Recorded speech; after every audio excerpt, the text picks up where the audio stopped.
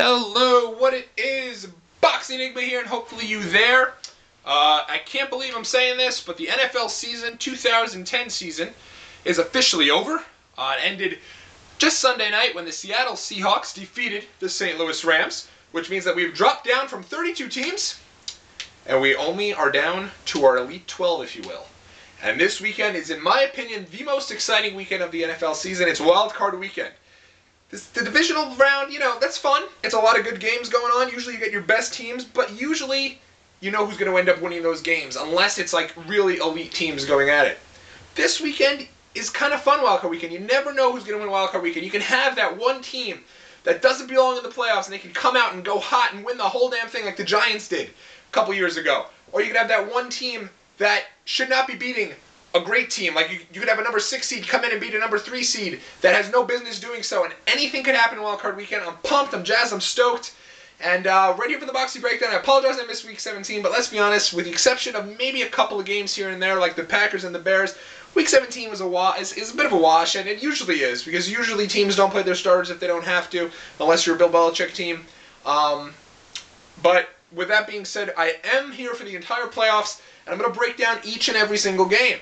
So what I'm going to end up doing is, within this week, right now it's Tuesday, January 4th, I'm going to do one game each and every day leading up to Wildcard Weekend on Saturday. So you'll have one game today, one game Wednesday, Thursday, and Friday leading up to the Wildcard Weekend. I'm going to break down each game. I'm going to give you my pick of who I think is going to win the game, and I'll also do it against the spread. And looking at the first game, I'm going to do them in order. The first game is Saturday at 4:30, which I believe is typically the spot that they don't care too much for. Sure, every game is a national game at this point, but I think the Saturday night game obviously gets the biggest, is one of the bigger games, and the Sunday afternoon game.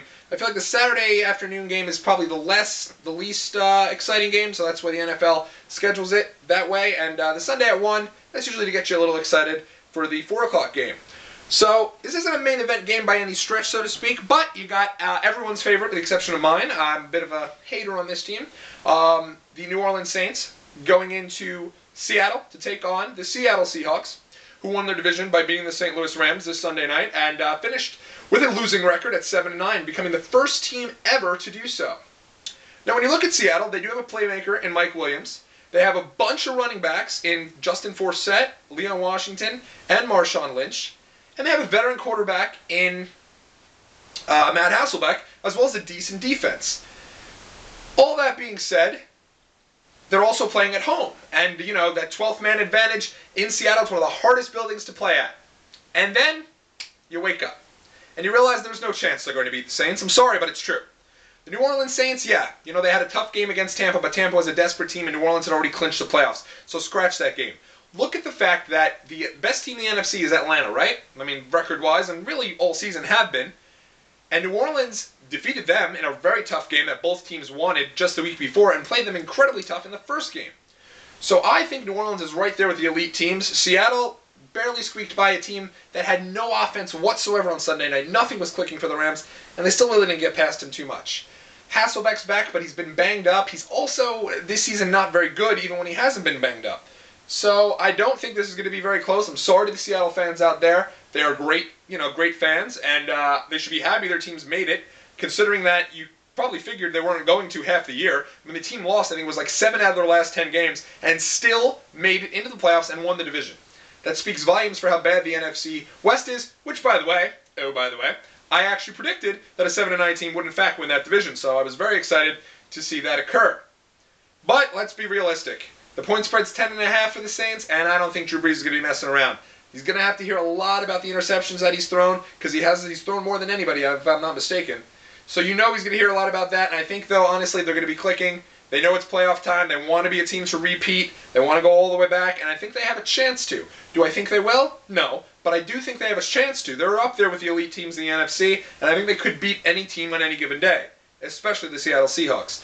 Seahawks are big home dogs in this one, which I'm sure they're not happy about, and their home field is supposed to be a big advantage. But I can see the Seahawks winning pretty handily. They did defeat Seattle earlier in the year pretty handily, and I do believe they do it again this time. I give them about a 2-touchdown, maybe 17-point advantage, and I take the Saints over the Seahawks at home, and against the spread, I take the 10.5 points. It's probably not your best bet of the week, But if you're going to bet on that game, I'd still take the Saints. You can't take the Seahawks in this situation. Seahawks have not really looked very good all year. Sure, they had a big home emotional win, and Pete Carroll, I'm sure he's very happy about that, and good for him.